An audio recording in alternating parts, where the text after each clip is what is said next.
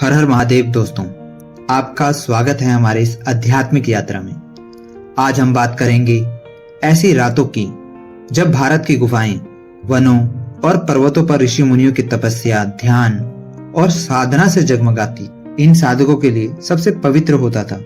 इस अंधेरे में वह आत्मा की गहराई में उतरते थे, अपने मन, इंद्रियों और इच्छाओं पर विजय पाते थे। ऋषि मुनियों का जीवन आसान नहीं था। कठोर व्रत, दिन रात साधना, भोजन का त्याग और शरीर की कठिन परीक्षा, इन सब के बीच वह केवल एक लक्ष्य पर टिके थे, सच्चा ज्ञान प्राप्त करना। रातें अक्सर ठंडी, खामोश और डरावनी होती थी। गुफाओं में बैठकर वह अग्नि के अल्प प्रकाश में ध्यान करते थे। ऐसा माना जाता है यही वह समय था जब उन्हें दिव्य प्रकाश या ज्ञान की झलक मिलती थी।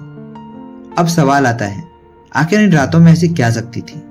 यह शक्ति थी एकाग्रता, तप और स्वयं के प्रति सच्ची निष्ठा।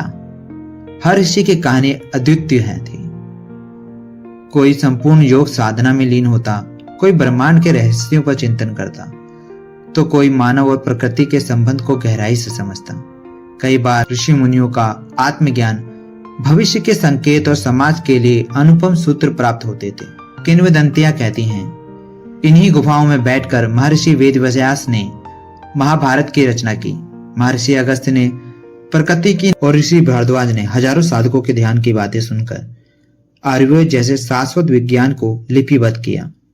इन रातों में ऋषियों का आत्मसंयम, त्याग और सतर्कता हमें सिखाती है कि कभी कभी जीवन के सबसे कठिन सवालों के हल एकांत और मौन में मिलते हैं। आज के युग में हम सुकून की तलाश में भागते हैं, लेकिन प्राचीन ऋषि मुनि रात के सन्नाटे में अपने भीतर के साहस और विश्वास को खोजते थे।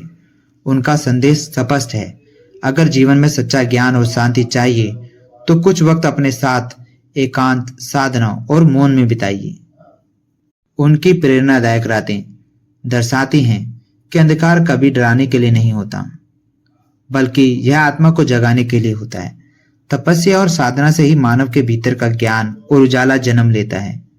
तो दोस्तों, अगर राह कठिन हो, रातें लंबी लगे, तो याद रखिए, इन्हीं कठिन पलों में छुपा है सच्चा ज्ञान और सफलता।